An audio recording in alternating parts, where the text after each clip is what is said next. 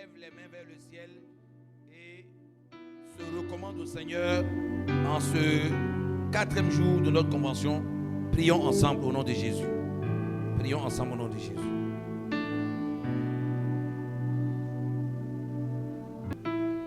Père Céleste, merci pour ta grande grâce à notre égard. Tu permets que nous soyons encore rassemblés pour écouter ta parole. Sans toi, nous ne sommes rien. Nous avons vraiment besoin de ta grâce tous les jours de notre vie. Merci pour l'efficacité du sang de Jésus. Merci pour l'efficacité du nom de Jésus. Et merci pour l'efficacité du Saint-Esprit dans notre vie. Seigneur, sanctifie-nous et utilise-nous pour ta gloire. Fais-nous du bien par ta parole. Ouvre nos yeux, brise les chaînes, brise les liens, guéris et libère au nom de Jésus. Amen. Bonsoir à tous au nom du Seigneur Jésus. Alléluia. Nous sommes le 4e jour de la convention et notre thème c'est l'évangile en profondeur. Ou encore, qu'est-ce que l'évangile de Jésus-Christ? L'évangile en profondeur. Et qu'est-ce que l'évangile? Et donc depuis 3 jours, Dieu continue de nous éclairer, de faire tomber les écailles de nos yeux sur le sujet, sur la question de l'évangile. Alléluia. Alors, nous allons progresser. Allons-y dans 1 Timothée, chapitre 5, à partir du verset 17. Que les anciens qui dirigent bien soient jugés dignes d'un double honneur, surtout ceux qui travaillent à la prédication et à l'enseignement. Car l'Écriture dit, si tu n'en mesureras point le bœuf quand il foule le grain, et l'ouvrier mérite son salaire. Que les anciens qui dirigent bien soient jugés dignes d'un double honneur, surtout ceux qui travaillent à la prédication et à l'enseignement. Amen.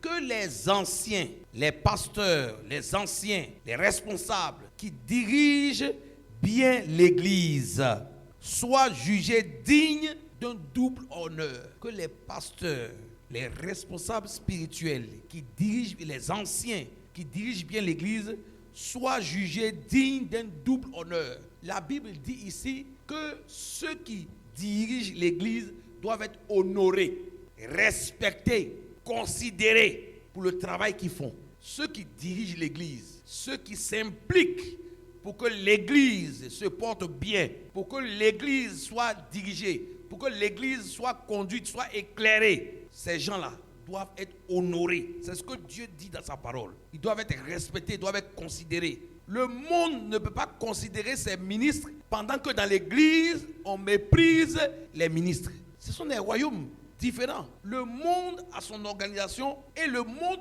honore et respecte ses ministres, ceux qui le conduisent. Notre pays est dirigé par des autorités et l'État fonctionne de telle sorte que les autorités qui dirigent le pays sont honorées par l'État qu'ils dirigent.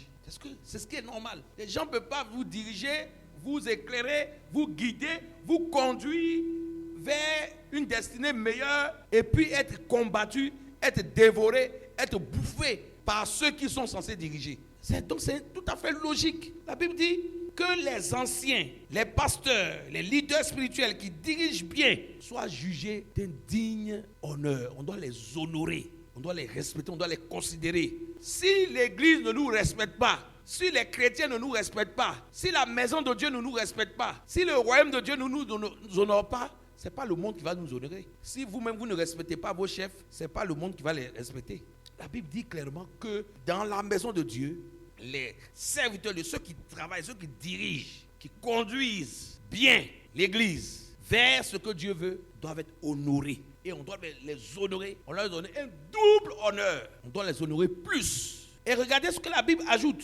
Surtout, vous avez ça dans votre Bible, non? Surtout ceux qui travaillent à quoi? À la prédication et à l'enseignement. Ceux qui travaillent à la prédication et à l'enseignement. Ça veut dire que la prédication et l'enseignement de l'évangile, c'est pas n'importe quoi. C'est pas un jeu, c'est pas de la plaisanterie. Et tout ça, c'est important de comprendre ces choses parce que le diable essaie de faire quoi? De galvauder, de détruire et de mépriser la prêche. la prédication de l'évangile et l'enseignement de l'évangile. En suscitant des plaisantins,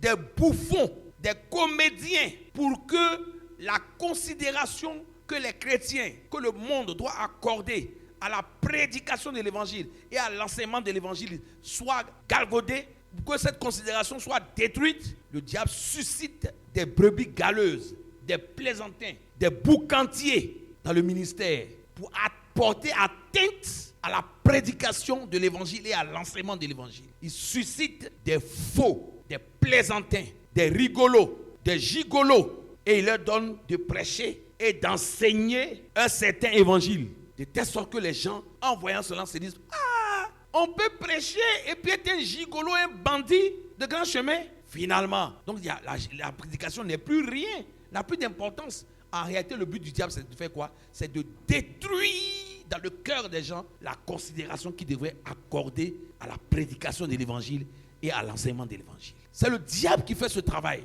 pour que les gens ne prêtent pas attention et ne considèrent pas la prédication et l'enseignement de l'évangile. Pourquoi? Parce que c'est la prédication de l'évangile et l'enseignement de l'évangile qui est l'instrument par lequel Dieu sauve et Dieu délivre l'humanité. Et si les hommes considèrent la prédication de l'évangile et l'enseignement de l'évangile, alors Dieu pourra facilement les toucher et les sauver. Mais si le diable détruit la considération que les gens doivent apporter à la prédication de l'évangile et à l'enseignement de l'évangile, c'est terminé. L'élément par lequel Dieu doit vous sauver là, vous n'avez plus confiance en ça. C'est clair que c'est fini. Ça sera difficile de sauver des personnes. C'est pourquoi le diable travaille pour que les prédicateurs soient déshonorés, les enseignants de l'évangile soient déshonorés. Et il suscite des faux, des plaisantins, des bouffons, des rigolos, des gigolos dans le ministère, prêchant un certain évangile pour qu'il y ait une grande confusion et que finalement les gens se disent: mais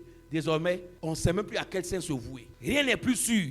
Vous voyez donc que la Bible dit que les anciens qui dirigent bien soient jugés dignes d'un double honneur. Surtout ceux qui travaillent à la prédication et à l'enseignement. À la prédication et à l'enseignement. La prédication de quoi? De l'évangile et l'enseignement de l'évangile. Verset 18. Je vais dire quelque chose d'important là maintenant. Verset 18. Car l'écriture dit, on parle de double honneur, non? On dit d'honorer et de respecter beaucoup, de considérer beaucoup le travail de la prédication et de l'enseignement de l'évangile, les prédicateurs de l'évangile et les enseignants de l'évangile qui dirigent bien, c'est-à-dire donc qui prêchent un évangile juste et qui dirigent correctement l'église de Dieu, qui conduisent vraiment le Seigneur comme le Seigneur veut qu'on conduise l'église, qui orientent les chrétiens vers ce que le Seigneur veut effectivement que les chrétiens soient orientés. Donc ceux qui font bien ce travail-là, on doit les honorer plus, on doit les respecter plus. Et honorer là, il va expliquer ça. Il va expliquer le fond de honorer. Allons-y au verset 18. Car l'écriture dit: tu n'émuselleras point le bœuf quand il foule le grain. Tu n'emmuselleras point le bœuf quand il foule le grain. Quand le bœuf est dans une plantation en train de travailler, de fouler le grain, tu ne vas pas lui fermer la bouche avec une muselière. Comprenez, ça veut dire? Parce que pendant qu'il est en train de travailler pour que le grain, pour fouler le grain, pour que le grain sorte, il doit prendre des forces pour bien faire le travail qu'il est appelé à faire. Pendant qu'il fait le travail, tu dois lui permettre de faire quoi? De se nourrir. Il fait un travail qui est utile. Le grain sort. Et toi, qui es méchant, tu mets quoi? Une muselière sur la bouche. Donc il travaille, mais il ne peut pas se nourrir. Et la Bible dit clairement. Car l'écriture dit: tu n'emmuseras point le bœuf quand il fout le grain. Et l'ouvrier mérite son salaire. En réalité, quand Dieu parlait de bœuf, ce n'est pas vraiment le bœuf que Dieu visait. Mais en réalité, c'est une image. Le bœuf est l'image des serviteurs de Dieu qui travaillent pour que les grains, ils font un travail dans le champ de Dieu. Et le Seigneur dit, pendant qu'ils travaillent dans le champ de Dieu, ils doivent vivre du champ de Dieu. Ils doivent être nourris par le champ de Dieu. Le travail qu'ils font là, ça doit les nourrir. C'est la volonté du Créateur. C'est pas parce que le diable, c'est pas parce qu'il y a des plaisantins qu'on doit commettre l'erreur de faire quoi? De jeter le bébé et l'eau. Quelqu'un peut dire, maman qui est fini de laver son enfant, et puis elle veut jeter l'eau, et finalement, elle a oublié que son bébé est dans l'eau. Elle jette et le bébé et l'eau. Il y a des plaisantins, il y a des rigolos, il y a des gigolos. Mais faisons la part des choses. Ceux qui travaillent sérieusement à conduire le peuple vers les destinées que le Seigneur veut, dans la volonté parfaite de Dieu, selon que le Seigneur veut, on doit faire la part des choses. On ne doit pas mélanger tout le monde. Et ceux-là qui travaillent à la prédication et à l'enseignement de l'évangile doivent être honorés, respectés, mais honorés. Il explique l'honorer là. Jusqu'à où ça va? Ça va aussi dans le domaine quoi? Dans le domaine financier, dans le domaine matériel. Il travaille, il doit donc recevoir des forces à partir du travail qu'il fait. Parce qu'il fait un bon travail et il travaille comme Dieu le veut. On ne doit pas lui mettre une muselière pour qu'il travaille et puis il ne peut pas vivre du travail qu'il fait. Parce que la prédication est un travail. Dis à ton frère, la prédication est un travail. L'enseignement de l'évangile est un travail. Encore plus fort. Dieu ne considère pas la prédication et l'enseignement comme une plaisanterie, comme un jeu. C'est un travail, c'est un boulot. J'ai entendu quelqu'un, une dame à l'époque qui disait ceci: hey, tous les pasteurs allaient chercher travail, au lieu de fatiguer les gens. Quelle prétention, quel orgueil, quelle bêtise. Donc la prédication c'est un jeu quoi. Donc ils n'ont qu'à aller chercher travail. Donc c'est toi ton travail que tu fais là, à l'hôpital là, à l'infirmerie là. C'est ça qui est travail quoi. Et puis le prédicateur lui s'amuse quoi. Vous voyez ça, comment le monde est. Et quand on entend de la bouche des chrétiens de telles paroles, ça montre le drame que traverse l'Église. Quand les chrétiens eux-mêmes ne respectent pas le ministère de la prédication de l'évangile et de l'enseignement de l'évangile, quand eux-mêmes ne respectent pas ça, le monde, on est foutu. On est foutu. Ah non. Et vous qui êtes appelés au ministère de la prédication et de l'enseignement de l'évangile, vous n'êtes pas des chômeurs. Est-ce qu'on s'entend? Vous n'êtes pas des chômeurs. Vous êtes au travail. Vous travaillez. C'est un travail sérieux qui est reconnu par Dieu, qui est reconnu par le ciel. Et le Seigneur demande que son église, sa maison, reconnaisse ce travail-là, honore ceux qui font ce travail-là et leur donne à manger. Prédicateurs ne doivent pas être abandonnés par l'église. C'est un travail qu'ils font. Parce que c'est par ce travail-là que Dieu sauve les gens, que Dieu délivre. S'il n'y a personne qui prêche, comment croiront-ils? Le diable ne veut plus qu'il y ait les gens qui prêchent. C'est pourquoi il attaque la prédication. Il attaque l'enseignement de l'évangile. Pour que tous les prédicateurs soient découragés. Quand on voit tous ces gigolos et tous ces rigolos autour de nous, vraiment, à un moment donné, on se dit, mais attends, vraiment, est-ce que je peux pas changer? J'ai dit, souvent même, je regarde mon passeport, j'ai dit, hey, est-ce que je pouvais enlever le mot pasteur dedans, ça serait? Je vais chercher un autre mot, quoi. Parce que tellement le nom pasteur est devenu autre chose que finalement, j'ai dit dans mon passeport, là, j'ai dit, hey, le nom pasteur qui est dedans, là, si je peux trouver un autre mot, qu'est-ce qu'on peut dire, coach, mieux quoi? Parce que pasteur, là, me fait honte maintenant. Mais c'est ce que le diable veut justement, qu'on soit complexé et qu'on n'ait plus le courage même de s'afficher tellement les gens ont gâté. Il veut vraiment, il veut nous donner un complexe d'infériorité, les prédicateurs. Alors que le Seigneur dit que les prédicateurs doivent être fiers pour le travail qu'ils font, doivent être encouragés, doivent être soutenus. Et l'Église doit les soutenir. Ils doivent avoir un salaire, un double salaire, un double honneur. En réalité, c'est salaire, c'est soutien. Ouais, c'est clair. Ce n'est pas les prédicateurs qui viennent, je ne parle pas des prédicateurs qui viennent et puis disent, oui, toi, le Seigneur m'a montré que tu dois me donner ta 4-4. Il y en a qui font ça.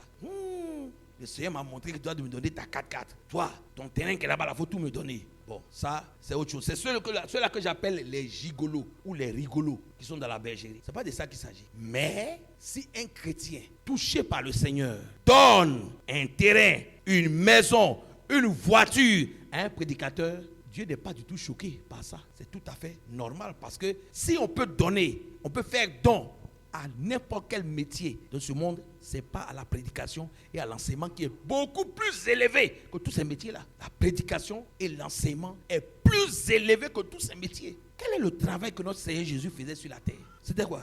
Quel était son travail? Prédicateur, enseignant de l'évangile. Son travail. C'est le plus grand travail. C'est le plus grand travail. Pourquoi? Parce qu'il est très risqué. Si tu as raté, tu détruis des gens pour l'éternité. Tu les jettes dans le ravin, dans le feu éternel pour l'éternité. Si tu as échoué dans ta prédication, si tu as mal enseigné, tu as mal prêché, tu les envoies dans le décor et on ne peut plus les rattraper. Ils sont perdus pour l'éternité. Mais si tu as réussi, tu les sauves pour l'éternité aussi. Alléluia. Tu les sauves pour l'éternité. Tu les sauves pour l'éternité. Tu les sauves pour l'éternité. Et l'éternité avec Dieu. La personne ne peut pas te payer ça. La personne ne peut pas te payer ça. C'est comme ça qu'un jour Dieu m'a fortifié. Quand je passais par cette épreuve, et Dieu m'a dit, ne t'inquiète pas. Tous ceux qui ont été impactés par ton ministère et qui agissent en mon nom, mais qui ont reçu la grâce de ce ministère-là au travers de toi, tout ce qu'ils font, j'enregistre sur ton compte à toi. Parce que je sais d'où ils sont partis et ce qu'ils ont reçu de toi. Donc tu n'as pas perdu ta récompense. Continue ton chemin, travaille. Le ciel enregistre. La Bible dit que ceux qui prêchent la parole, j'ai oublié de donner la référence, c'est dans, je crois, Daniel, il est clairement dit que ceux qui prêchent la parole vont briller comme quoi? Vont briller comme les étoiles du ciel. Vont briller comme les étoiles du ciel. C'est pas de l'abusement, ce travail, c'est un grand travail. C'est pourquoi le diable les attaque beaucoup. Et le diable se plaît à les chiffonner et à envoyer plein de ces petits éléments dans cette affaire de prédication là, pour que tout soit mélangé et pour que les chrétiens eux-mêmes doutent de ça. Ne doutez pas, c'est un grand ministère, c'est un honneur, c'est une gloire que d'être prédicateur de l'évangile et enseignant de l'évangile. C'est le travail que notre Seigneur Jésus faisait sur la terre. Alléluia. On progresse. Nous sommes en train de parler de quoi? L'évangile en profondeur. Qu'est-ce que l'évangile? Vous voyez que l'évangile est glorieux. L'évangile est sérieux. L'évangile est magnifique. Alléluia. 2 Timothée 4, 17.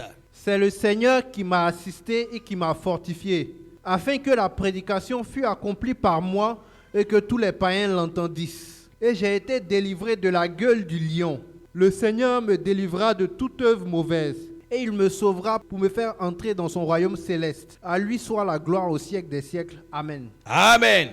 Tu peux lire à partir du verset 14, c'est intéressant aussi. Alexandre, le forgeron, m'a fait beaucoup de mal.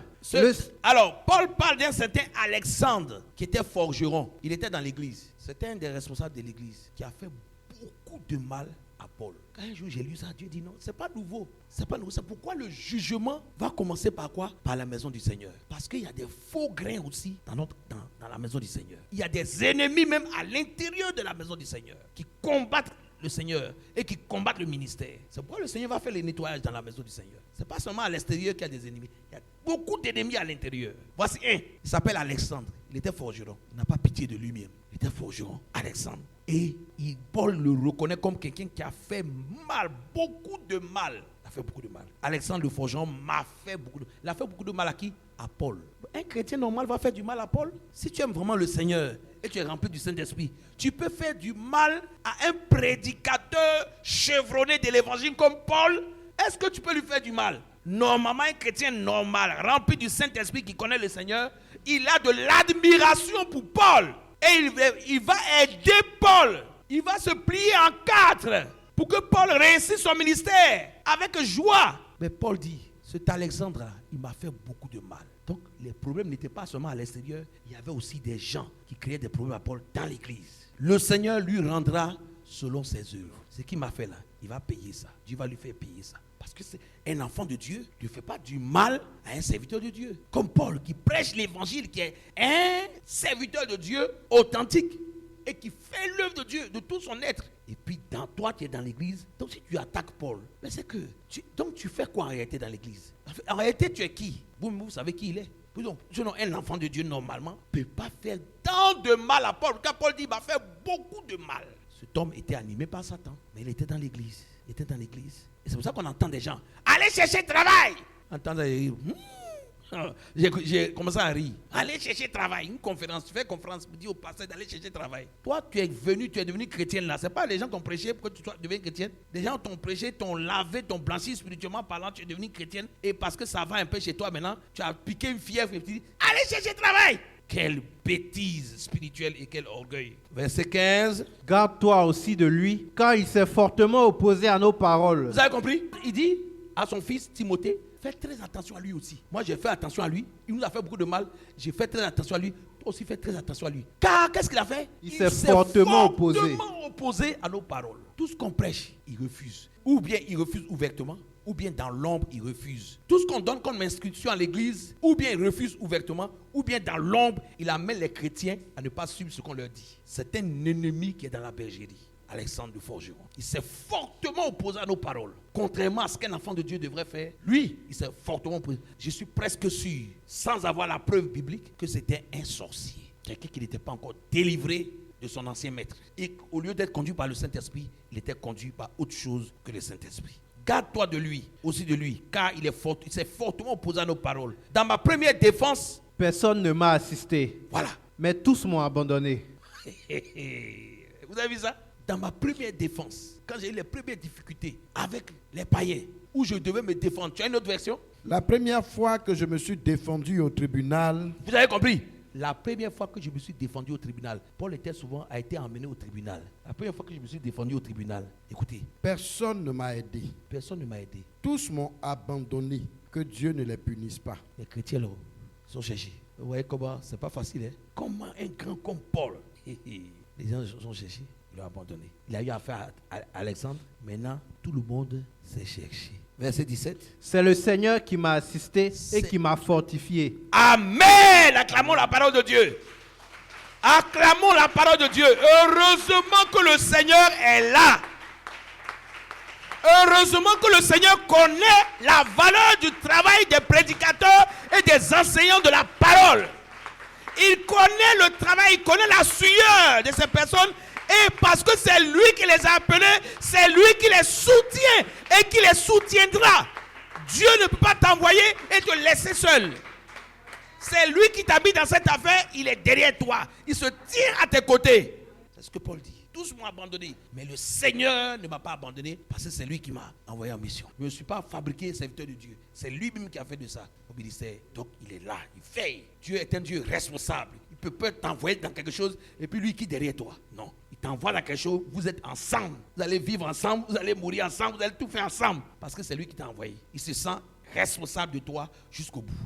Il ne lâche pas l'affaire. C'est ce que Paul dit. C'est le Seigneur qui m'a assisté et qui m'a fortifié afin que la prédication fût accomplie par moi et que tous les païens l'entendissent. Le Seigneur m'a rendu fort pour que je continue mon travail de prédicateur de l'évangile. En réalité, c'est ce travail-là que le diable attaque. Ce n'est pas Paul que le diable attaque, mais c'est le travail que Paul fait qui dérange le diable et que le diable attaque. Le Seigneur aussi le fortifie pour qu'il continue de faire ce travail. Et il dit, et j'ai été délivré de la gueule du lion. J'ai été délivré de la gueule du lion. Verset 18. Le Seigneur me délivrera de toute œuvre mauvaise. Oui. Et il me sauvera pour me faire entrer dans son royaume céleste. Amen. Il me délivrera de toute œuvre mauvaise et il me sauvera pour me faire entrer dans son royaume céleste. Et il dit quoi? À lui soit la gloire au siècle des siècles. La gloire au siècle des siècles. Amen. Amen. Le Seigneur n'abandonne pas les prédicateurs de l'évangile et les enseignants de l'évangile. Parce que c'est son affaire. La prédication de l'évangile, c'est l'affaire du Seigneur. Il se sent dedans. C'est son affaire. Il est concerné par cette affaire. 2 Timothée 4, verset 2. Car il viendra un temps où les hommes ne supporteront pas la saine doctrine, mais ayant la démangeaison d'entendre des choses agréables, ils se donneront une foule de docteurs selon leurs propres désirs, détourneront l'oreille de la vérité et se tourneront vers les fables. Mais toi, sois sobre en toutes choses, supporte les souffrances, fais l'œuvre d'un évangéliste, remplis bien ton ministère. Repense s'il te plaît à partir du verset 1er. Je t'en conjure devant Dieu et devant Jésus-Christ, qui doit juger les vivants et les morts, et au nom de son apparition et de son royaume. Prêche la parole. Amen. Je voudrais qu'on acclame cette parole. Alléluia. Je ne vous sens pas là. Je dis acclamez cette parole. Elle mérite d'être acclamée. Elle mérite d'être acclamée. Acclamez cette parole. Alléluia. Je t'en conjure devant Dieu et devant Jésus-Christ qui doit juger les vivants et les morts. Jésus va juger les vivants et les morts. Et au nom de son apparition et de son royaume, puisqu'il va apparaître, puisque son royaume est une réalité, que ça va se manifester, prêche la parole. Ne te laisse pas intimider. Fais ton travail. Prêche la parole. Puisqu'il y a un Dieu au ciel et qu'il y a un Seigneur qui revient pour juger les vivants et les morts et que son royaume va apparaître. Oh, ne te laisse pas intimider. Prêche la parole. C'est justement le diable ne veut pas que nous prêchions la parole. Le diable dit, ferme ta bouche, ne parle pas. Jésus dit, prêche la parole. Insiste, en toute occasion, favorable ou non. Reprends. Censure, exhorte. Ça fait partie de la prédication. On reprend, on censure, on exhorte, on encourage et on décourage aussi. Quand c'est mauvais, on dit c'est pas bon. C'est la prédication. La prédication, c'est pas pour dire tout est bon, tout est bon. C'est pas comme ça. Ça, c'est pas la prédication de l'évangile. Ça. Il y a des choses que l'évangile soutient, il y a des choses que l'évangile ne soutient pas. Et quand on ne soutient pas, le prédicateur dit c'est pas bon, on peut pas faire ça. Mais ça, le diable n'aime pas ça.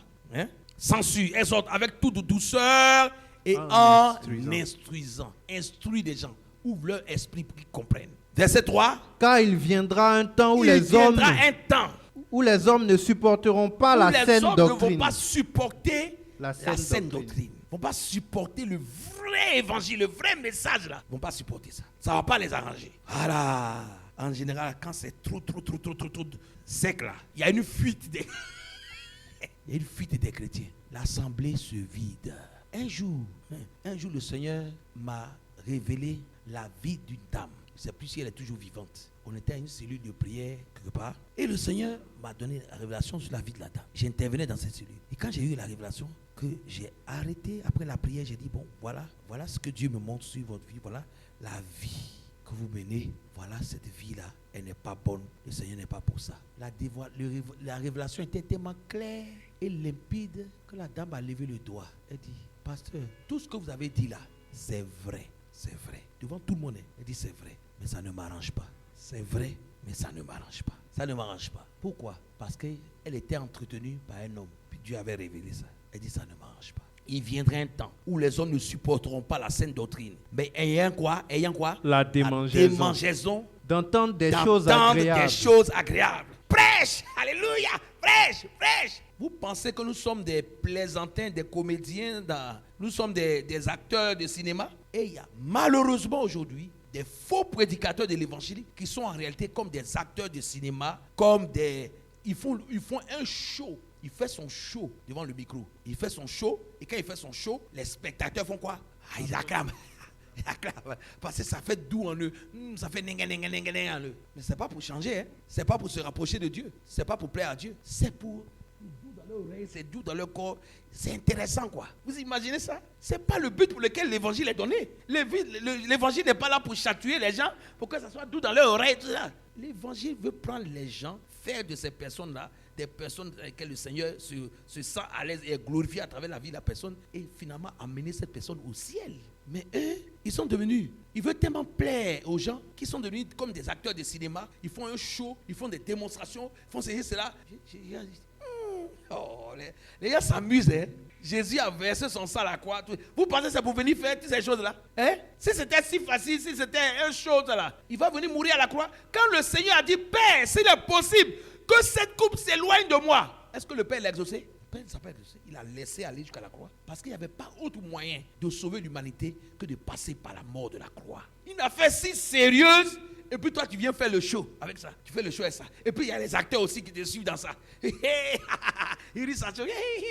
J'ai regardé. Ouais. Non. Ça fait pitié. Ça fait pitié. Mais ayant la démangeaison d'entendre des choses agréables, ils se donneront une foule de docteurs selon leurs propres désirs. Ils se donneront une foule de docteurs. Ça veut dire quoi? Ça veut dire qu'il est là, bon, il se met, il dit, bon, moi je ne veux plus à l'église. Moi, je suis sur mon internet, et puis je suis là le dimanche. Je regarde ici, celui-là, il prêche bien. Et puis, je clique. Comment j'ai fait? Parce que grâce à internet, je clique et je suis dans son église. Je suis la prédication. C'est intéressant cette prédication-là. Désormais, je m'abonne. Désormais, je deviens membre de son église. C'est ce qu'on appelle abonné. Je m'abonne. Ça dit, je suis maintenant là-bas. Chaque fois qu'il prêche, ça vient. Je dis, il est en train de prêcher, puis je coupe pour venir m'asseoir pour suivre. Maintenant, un jour encore, je vois un autre. Ce qu'il dit là m'intéresse, c'est intéressant. Je fais clic. Je suis là-bas, je m'abonne. Donc, tu vois le chrétien qui est là, il a au moins 10 pasteurs, 10 prédicateurs qu'il suit. Comme à la télévision, tu aimes tel Netflix, tu choisis ça, tu choisis tel film, ça c'est intéressant, hein? Ça c'est film d'horreur, moi j'aime beaucoup film d'horreur, mais moi j'aime film de sensualité, j'ai choisi ça, c'est ça. Bon, ces gens de chrétiens là, ils s'en vont où? La prédication est considérée comme un show, comme un truc qui est intéressant, ça chatouille, ça fait du bien. Ça là, il y a un danger dedans, il y a un danger dedans. Et ça, il faut faire attention. Et car il viendra un temps, et on est dans ce temps-là, où les hommes ne supporteront pas la saine doctrine. Ce qui est sain, ce qui vraiment vient de Dieu là, ils ne supportent pas ça. Ils veulent où il y a un peu d'amusement dedans. Oui, je te vois en train de devenir milliardaire cette année. Alléluia! Alléluia! Je te vois en train de voyager. Alléluia! Donc, parce que Pasteur Ndal ne te dit pas qu'il te voit en train de voyager, toi tu vas vivre dans son église. Mais moi, je ne suis pas là pour te plaisanter, pour faire de la plaisanterie. Je ne suis pas là pour m'amuser avec toi. Le Seigneur ne m'a pas appelé pour te dire que tu es en train de voyager. Est-ce que tu penses qu'on a besoin du Saint-Esprit pour voyager? Non! Les fumeurs de drogue sont à voyage tout le temps, sont dans l'avion tout le temps. Ça n'est pas quelque chose d'extraordinaire. On n'a pas besoin que le sang de Jésus verse pour voyager. Non, ce n'est pas ça notre sujet. Nous, on a autre chose à prêcher. Hey, je te vois en train d'acheter l'avion. Et puis tu allais acheter l'avion, tu allais où ça avec cet avion-là? Et c'est moi qui vais m'arrêter là pour prendre mon temps pour dire que tu es en train de prendre un avion. Et ça, vous aimez ça, non? Hein? Je te vois en train d'acheter, je te vois en train de... Il voit mon œil. Si on rentre dans ça là, il te dit comment il voit ça. Oh, arrêtez la comédie. C'est la comédie. C'est pas l'évangile. C'est un show. L'évangile, c'est pas un show. Il y a Paul tout le temps, comme on le mettait, tout le temps il était au tribunal, tout le temps il était confronté à des... C'est parce qu'il n'est pas dans l'amusement. Il fait le travail. Mais ceux qui font le show là, qui s'occupent d'eux-mêmes, on déroule le tapis, on fait ça. Parce que ce qu'il dit là, il n'y a pas d'enjeu dedans. On ne va pas mener quelqu'un au ciel. Ça, le diable, c'est ça. C'est un show. Il faut faire attention aujourd'hui. Hein. Quel genre de prédicateur de l'évangile vous voulez être? Un prédicateur sérieux ou bien un prédicateur qui fait le show? Qui amuse la galerie. Hein? Qui amuse la galerie. Non, ça fait pitié. Ils se donneront une foule de docteurs selon leurs propres désirs.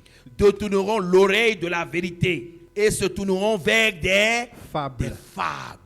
Qu'est-ce qu'une fable? Une histoire fausse qu'on fabrique. Et la dernière fois là, pendant que j'étais là, je dormais. J'ai vu brusquement, quelque chose. Ah, est-ce que c'est vrai? Tu ne sais même pas si c'est vrai. J'ai vu quelque chose qui est rentré dans ma chambre comme ça. Et puis quand j'ai regardé, en même temps j'ai vu l'apôtre Paul devant moi. J'ai vu cela. Donc tu as vu quelqu'un qui t'a fait penser à Paul ou bien c'était l'apôtre Paul? Et tu as quelle preuve pour savoir que c'était l'apôtre Paul qui était là? Les démons peuvent faire ça. Et c'est ça, tu vas venir prêcher aux gens. Et c'est ça. Est-ce que les chrétiens ont besoin de ça? Ils ont besoin de voir l'apôtre Paul ou bien ils ont besoin de voir Jésus? Alors regardez-moi des choses comme ça. Ce qui n'est pas important là, on prend ça, on remet ça, on fait ça. Puis les chrétiens sont en train de prier, Seigneur, je veux voir l'apôtre Paul. Oh, donne-moi de voir l'apôtre Paul. Donne-moi de voir l'apôtre Paul. Moi, je n'ai jamais vu l'apôtre Paul, mais ça n'empêche pas qu'un jour je serai avec l'apôtre Paul au ciel. Je n'ai pas besoin de le voir avant d'arriver là-bas. Si je vois Jésus, si je suis avec Jésus, forcément là où Paul est, s'il est avec Jésus, on va se retrouver un jour. Je n'ai pas besoin de voir l'apôtre Paul.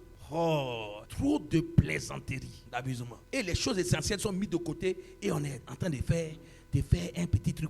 Puis les gens s'amusent avec ça. Que Dieu nous aide. Que Dieu nous aide. Amen. Que Dieu nous aide. Amen. Que Dieu nous aide. Amen. Au nom puissant de Jésus. L'évangile est très sérieux. Il est très glorieux. Et je bénis Dieu pour ceux qui ont un véritable appel de prédicateur de l'évangile et de l'enseignement, d'enseignant de l'évangile. Vous êtes bénis, hommes comme femmes, qui avaient un véritable appel à ce ministère. C'est un travail sérieux. N'ayez pas honte, ne soyez pas complexés. Préparez-vous à faire ce travail. Et votre récompense au ciel sera très grande. Parce que c'est le moyen que Dieu a choisi pour sauver l'humanité. Et la moisson est grande, il y a peu d'ouvriers, il n'y a pas assez d'ouvriers. Dieu veut susciter encore des ouvriers sérieux qui prêchent l'évangile, sérieux, qui sont eux-mêmes en route pour le ciel et qui amènent les autres aussi au ciel. Un vrai prédicateur de l'évangile, lui-même il est en route pour le ciel et il entraîne les autres au ciel. Ce n'est pas un prédicateur où lui, il est en route pour l'enfer. Et pendant ce temps, il dit aux gens d'aller au ciel. Toi, tu t'en vas en enfer et puis tu dis aux gens d'aller au ciel. C'est pas ça, c'est pas un prédicateur de l'évangile. Un prédicateur de l'évangile, lui-même d'abord, il est en route pour le ciel et puis il dit aux autres aussi de le rejoindre là-bas. C'est ça, un prédicateur de l'évangile. Alléluia. Amen. On va se tenir debout, nous allons prier. Prédicateur de l'évangile. En préparant le message, le Seigneur m'a béni dans cette parole-là. Il me dit, tu as eu raison d'accepter mon appel. Tu as eu raison. Tu as eu raison. Tu ne t'es pas trompé. Tu as eu raison. Si tu avais choisi autre chose, tu serais perdu. Tu as eu raison. Je vous communique cette joie d'avoir choisi l'évangile. Alléluia. Prions le Seigneur. Approchons-nous de lui et consacrons-nous. Tu es appelé à la prédication de l'évangile. Consacre-toi. Consacre-toi. Consacre-toi à ce saint travail. Consacre-toi, prépare-toi Quand tu es appelé au ministère de l'évangélisation et de l'enseignement de la parole, tu dois te préparer. On se prépare. Voilà. C'est un travail sérieux pour lequel tu as besoin de formation, de préparation. Voilà, tu as besoin de te préparer parce que ce n'est pas un jeu. Ce n'est pas un jeu. Homme comme femme, si tu es appelé au ministère de la prédication et de l'enseignement de la parole, fais-toi préparer. Prépare-toi. Prépare-toi. Donne du temps à ta préparation. Sois formé. Prépare-toi. Cultive-toi. Consacre-toi pour réussir ce travail glorieux.